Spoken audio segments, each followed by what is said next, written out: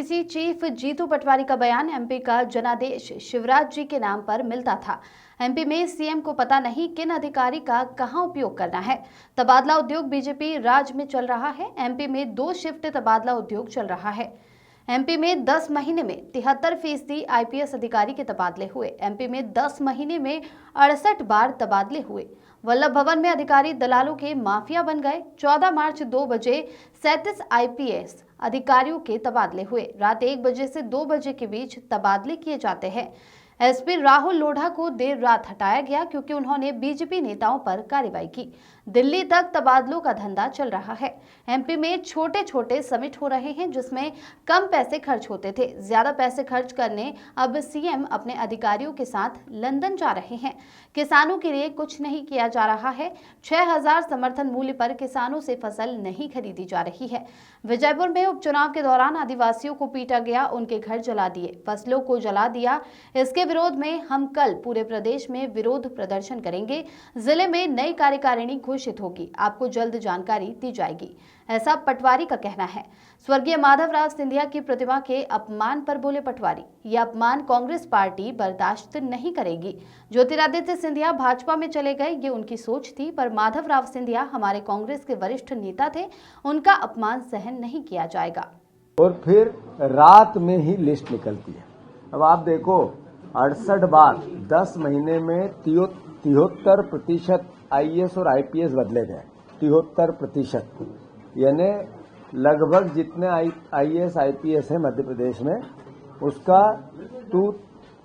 73% के तबादले इस 10 महीने में हुए और 68 बार तबादले हुए इस 10 महीने में। 68 बार, यानी हर तीसरे दिन चौथे दिन एक लिस्ट निकली, हर तीसरे दिन चौथे दिन एक लिस्ट निकली।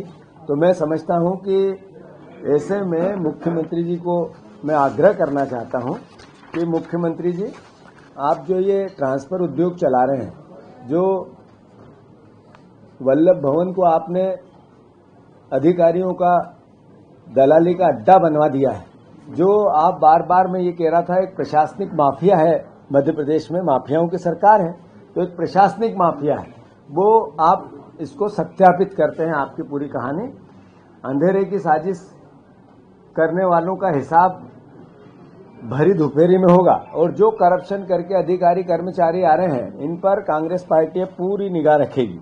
मैं मानता हूं ऐसे में कि हमारा दायित्व है विपक्ष का होने के बाद, जैसा मैंने कहा 68 बार आईएएस ट्रांसफर होना, ये मैसेज है कि सरकार को समझ नहीं आ रहा है कि हम किस दिशा में प्रदेश को ले जाना चाहते हैं।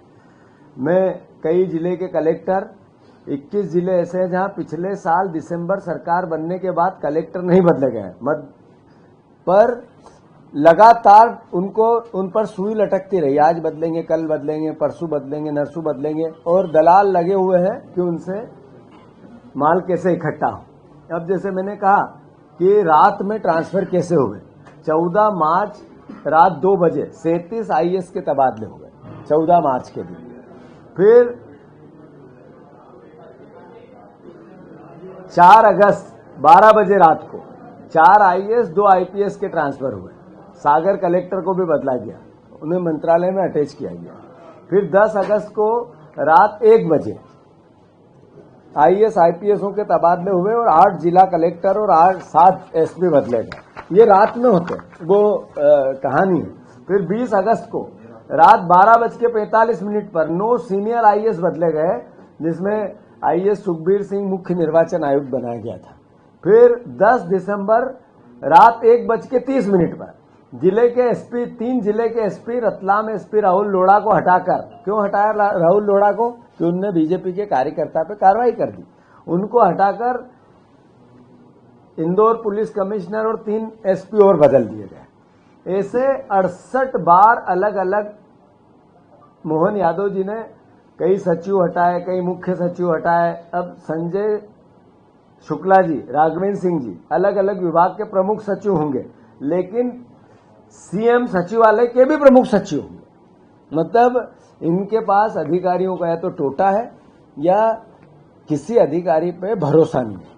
तो उस विभाग पे भी मेरा कंट्रोल हो और यहां भी मैं रखूं। मतलब मुख्यमंत्री किस दिशा में प्रदेश को ले जाना चाहते हैं? कर्मचारियों की नीड को नहीं समझ पा रहे हैं, दिल्ली तक तबादलों का दखल, ये एक सबसे बड़ी बात होने लगी कि मुख्यमंत्री की इच्छा शक्ति कैसी है मुझे नहीं पता। अभी मुख्यमंत्री के अधिकारी लंदन जा रहे हैं, अखबारों में पढ़ा हमने, लंदन सीएम भी जा रहे हैं।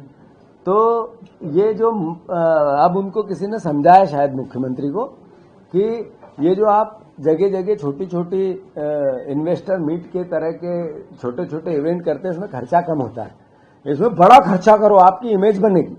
तो इमेज बनाने के लिए अब लंदन की ओर रुख किया है अधिकारियों के साथ। मुख्यमंत्री जी, ये प्रदेश आपको देख रहा है कि आप 100 करोड़ रुपए रोज कर्ज लेते हो, 100 करोड़ रुपए रोज। आप पहले मुख्यमंत्री हो देश में ऐसे जो किसी राज्य को 100 करोड़ रुपए रोज आप कर्जा दिलवाते हो। आपकी वित्त में इतनी अनियमितता है, करप्शन में आप, मैंने कहा माफियाओं की सरकार है, आपको केवल कर्ज लेना और करप्शन करना आपकी नियति बन गई है।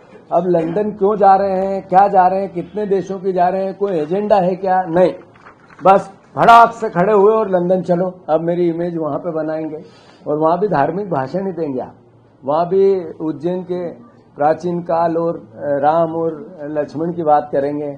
क्या इन्वेस्ट आया मध्य प्रदेश को? इतनी इन्वेस्टर मीट में कितने रोजगार मिले, कितने आपने संसाधन इन्वेस्टर लाके मध्य प्रदेश की आर्थिक स्थिति सुधरी, इस पे कोई मेमोरेंडम आपका कभी किसी को नहीं पता चलता है, केवल विज्ञापन पता चलता है। मैंने जैसा कहा कि 6,000 रुपये किसानों के कर्ज को किसानों के सोयाबीन के दाम को लेकर मध्य प्रदेश के किसान आंदोलित थे, उनके बेटे आंदोलित थे। भारतीय जनता पार्टी और हमारे प्रदेश के मुख्यमंत्री और देश के कृषि मंत्री शिवराज सिंह चौहान, ये तीनों हमारी मजाक उड़ाते थे, किसानों की अवहेलना करते थे। इन्होंने कहा हम 4890 रुपये एमएसपी देंगे। मैं पूछना चाहता हूं मुख्यमंत्री जी से कि आपने इतनी तारीख से खरीदेंगे, अब रजिस्ट्रेशन चालू होंगे, अलग अलग बयान दिए, सुर्खियां बटोरी थी। क्या कितना प्रिक्रूटमेंट सोयाबीन का सरकार ने किया, सरकार बताएगी? कितनी सोयाबीन खरीदी गई, सरकार बताएगी? अब भी 3500 रुपये सोयाबीन बिक रही है, पर सरकार के केंद्रों पे सोयाबीन बेचने वाले नहीं आते क्योंकि आप पैसे नहीं दे सकते, आपकी साख गिर गई है, मध्य प्रदेश सरकार की साख गिर गई है। एक भी कितना प्रिक्रूटमेंट हुआ, कितनी खरीदी गई सोयाबीन, सरकार बताए प्रदेश को। और दूसरी बात, देश के प्रधानमंत्री ने अभी चुनाव है महाराष्ट्र में तो कहा मैं 6,000 रुपया सोयाबीन के दाम दूंगा, खरीदूंगा। तो ऐसा देश का कैसा प्रधानमंत्री है कि मध्य प्रदेश में आंदोलन था तो सब मौन थे क्योंकि चुनाव नहीं थे। यहाँ का कृषि मंत्री गुमराह कर रहा था, इंपोर्ट ड्यूटी हमने घटा दी है पाम ऑयल पे। जो पाप इनने किया था इंपोर्ट ड्यूटी बढ़ाकर, जिससे सोयाबीन के हालात जमीन पे आए, उस पाप को फिर इनने छुपाने की कोशिश की और उसमें नरेंद्र मोदी, शिवराज सिंह चौहान और भारतीय जनता पार्टी अपराधी है। मैं मानता हूं कि जो पाम ऑयल पे इंपोर्ट ड्यूटी घटाई उसके बाद भी सोयाबीन। साथियों, पहले तो मैं थोड़ी सी देरी के लिए आप सबसे क्षमा प्रार्थी हूं और मैं आप सबका स्वागत करता हूं।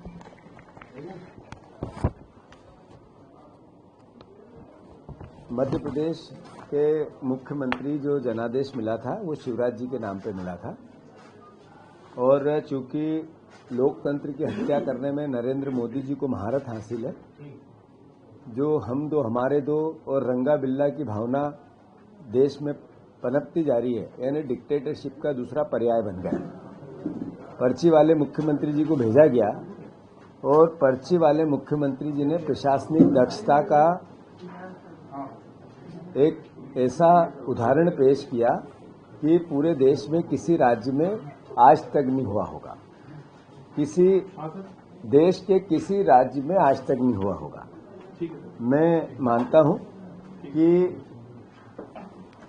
मध्य प्रदेश के मुख्यमंत्री की स्थिति इतनी दयनीय है कि उनको पता नहीं कि कौन से अधिकारी का कहां उपयोग है और बार बार जब वो ट्रांसफर करके एक अधिकारी को 10 महीने में 5 बार तबादला करना, ये मुख्यमंत्री की अपरिपक्वता को दर्शाता है।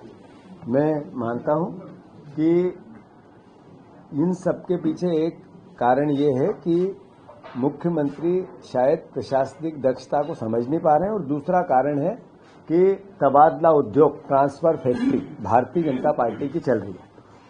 जैसे लगातार